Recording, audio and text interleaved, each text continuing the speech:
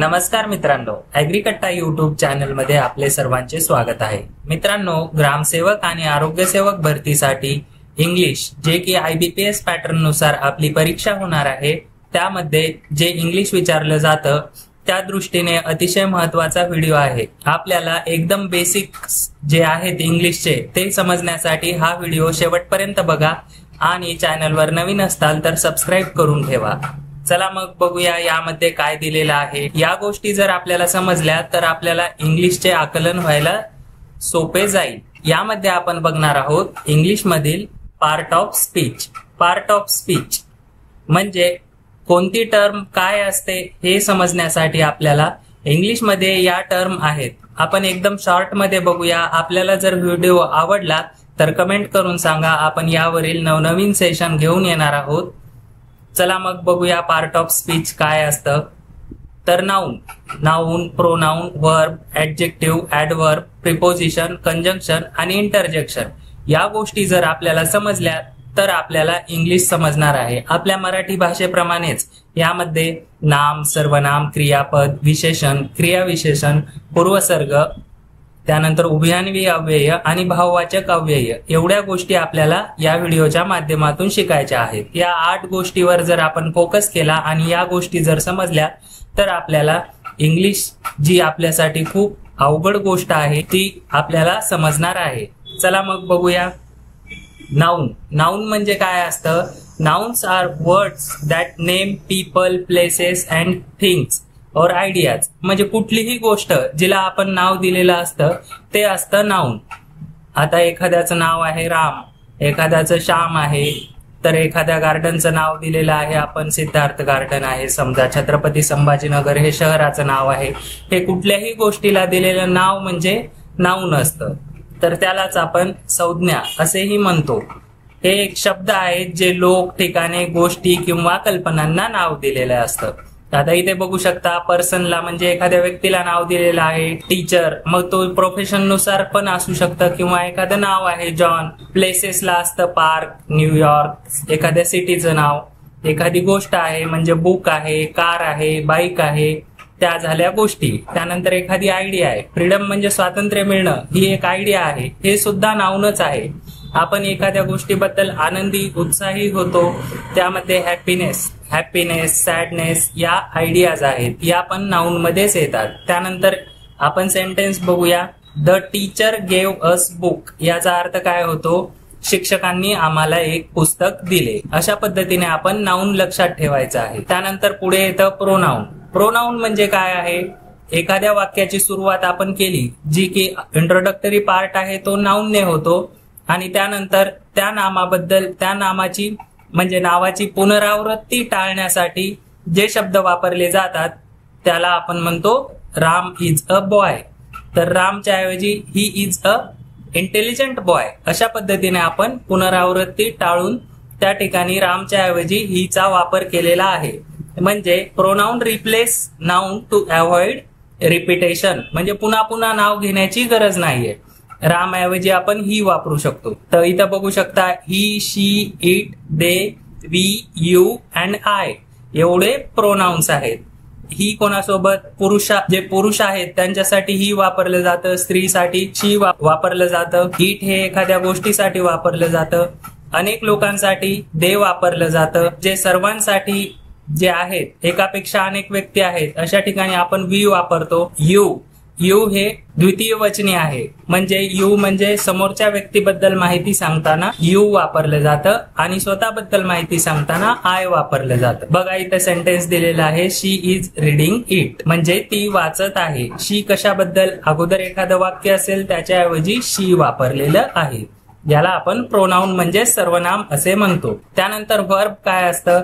Verb describe action or state of being, म्हणजे आता मी तुम्हाला शिकवत आहे, I am teaching to you, तर या ठिकाणी मी शिकवत आहे, हे जे टीचिंग आहे ते वर्ब आहे। टीचला ING फॉर्म लागल्यामुळे टीचिंग होतं आणि ही प्रक्रिया घडत आहे त्यामुळे ING प्रत्यय लागतो। या ठिकाणी बघू शकता verb run, is, have, think अशा पद्धतीने वर्ब असतात। V1, V2, V3, V4 अशा पद्धतीने आपण वर्ब बघू शकता। या ठिकाणी सेंटेन्स दिलेले आहे द डॉग रन्स फास्ट.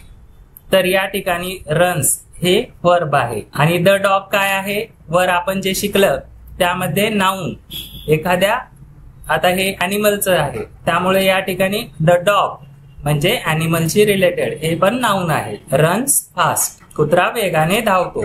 पुढे बघूया ऍडजेक्टिव्ह. ऍडजेक्टिव्ह डिस्क्राईब और मॉडिफाय नाउन्स, म्हणजे एखादी गोष्ट आपल्याला तिच्याबद्दल जास्त माहिती सांगायची आहे, ती कशाशी फेमस आहे, कशाबद्दल म्हणजे तिचं वैशिष्ट्य काय आहे, विशेष काय आहे, त्याला आपण म्हणतो विशेषण. The big dog bark loudly, म्हणजे मोठा कुत्रा जोरात भुंकला. तर या ठिकाणी डॉग जे आहे ते नाऊन आहे, त्यानंतर बिग काय आहे तर ते विशेषण आहे, त्याला आपण ऍडजेक्टिव्ह म्हणतो. त्यानंतर बार्क हे काय आहे, बार्कचं V2. बार्क म्हणजे V2 म्हणजे पास्ट टेन्स आहे. बार्क हे वर्ब आहे, वर्बला ईडी प्रत्यय लागल्यामुळे हे काय होतं, पास्ट टेन्स होतं. द डॉग बार्क लाऊडली, मोठा कुत्रा जोरात भुंकला. त्यानंतर पुढे बघूया adverb. Adverb modify verbs, adjective और other adverbs. They often end in ly. ly हा प्रत्यय लागतो ऍडवर्ब मध्ये. ऍडवर्ब म्हणजे काय आहे, क्रिया विशेषण. या ठिकाणी बघू शकता आता क्विक शब्द आहे. क्विक जो आहे, क्विकला ly लागल्यामुळे क्विकली झालेला आहे. व्हेरी म्हणजे खूप जास्त, एक्स्ट्रीमली. या ठिकाणी आपल्याला ऍडवर्बचे काही एक्झाम्पल दिलेले आहेत. तर शी सिंग्स ब्युटिफुली, ती सुंदर गाते. या ठिकाणी वाक्य दिलेलं आहे. शी हे काय आहे मित्रांनो, काय आहे, प्रोनाऊन आहे. ते कशासाठी वापरलं जातं, एखादी स्त्रीलिंगी जर करता असेल तर त्याऐवजी आपण शी हे प्रोनाऊन वापरतो. सिंग्स हे काय आहे, वर्ब आहे. ब्युटिफुली हे असणार आहे ऍडवर्ब म्हणजेच क्रिया विशेषण. ही क्रिया कोणती आहे, सिंग्स म्हणजे ती गाते, ब्युटिफुली म्हणजे सुंदर गाते. अशा पद्धतीने आपण ऍडवर्ब बघितलेला आहे. पुढे बघूया preposition. Preposition show relationship between a noun और pronoun and other words in a sentence. Preposition वाक्यातील नाम किंवा सर्वनाम आणि इतर शब्दांमधील संबंध दर्शवतात. या ठिकाणी बघू शकता आपण प्रिपोजिशन म्हणून in, on, at, by, between अशा पद्धतीचे एक्झाम्पल आहेत. The book is on the table. The book काय झालं, बुक हे नाउन झालं. इज काय झालं, हेल्पिंग वर्ब झालं, हेल्पिंग वर्ब. आणि या ठिकाणी प्रिपोजिशन म्हणून काय वापरलेलं आहे, ऑन. आणि द टेबल हे काय आहे, आपलं ऑब्जेक्ट आहे. बघू शकता the book is on the table. अशा पद्धतीने हे वाक्य होणार आहे प्रिपोजिशनचा वापर करून. प्रिपोजिशन म्हणजे पूर्वसर्ग, मध्ये, चालू, येथे, द्वारे किंवा दरम्यान.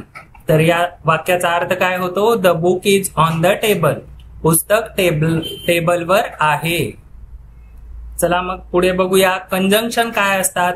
कंजंक्शन कनेक्ट वर्ड्स, फ्रेजेस और क्लॉजेस. तर कंजंक्शन म्हणजे काय आहे, जोड शब्द, ज्याने आपण दोन वाक्य अर्थपूर्ण बनवण्यासाठी जोड शब्द वापरतो, त्याला आपण कंजंक्शन असे म्हणतो. कंजंक्शनचे उदाहरण काय आहेत, and, but, or, because, so आणि सो ऑन. आणखी बरेच आहेत. I want to play but it's raining. I want to play but, या ठिकाणी कंजंक्शन बट हे वापरलेलं आहे. मला खेळायचे आहे पण पाऊस पडत आहे. त्यानंतर इंटरजेक्शन. मित्रांनो काय असतं interjection. Interjection are words used to express strong emotion or sudden burst of feeling. म्हणजे एखादी फिलिंग येते आपल्याला, आपण आता आपल्या पायामध्ये काही काटा वगैरे मोडला तर आऊच किंवा आई ग अशा पद्धतीचे शब्द जे निघतात, तर ते शब्द म्हणजे काय असतात, इंटरजेक्शन. त्यामध्ये आपण बघू शकता एखाद्या गोष्टीबद्दल आश्चर्य वाटणे, आश्चर्यकारक म्हटलं की वाव, अशा पद्धतीने आपण शब्द वापरतो, तर त्या शब्दांना इंटरजेक्शन असे म्हणतात. त्याचे एक्झाम्पल दिलेले आहेत, वाव, ओ, आऊच, हे. तर या ठिकाणी उदाहरण काय दिलेलं आहे, वाव दॅट वॉज अमेझिंग. तर याचा अर्थ होतो वा ते खूप मस्त होते. अशा पद्धतीने इंटरजेक्शनचा वापर होतो. मित्रांनो, अशाच पद्धतीने आपल्याला जर इंग्लिश शिकायची असेल तर एकदम बेसिक पासून आपण या चॅनलवर व्हिडिओ घेणार आहोत. त्यामुळे ॲग्रीकट्टा यूट्यूब चॅनल सबस्क्राईब करून ठेवा आणि अशा बेसिक मटेरियलचे PDF मिळवण्यासाठी आपले ॲग्रीकट्टा टेलिग्राम चॅनल जॉईन करायला विसरू नका. धन्यवाद.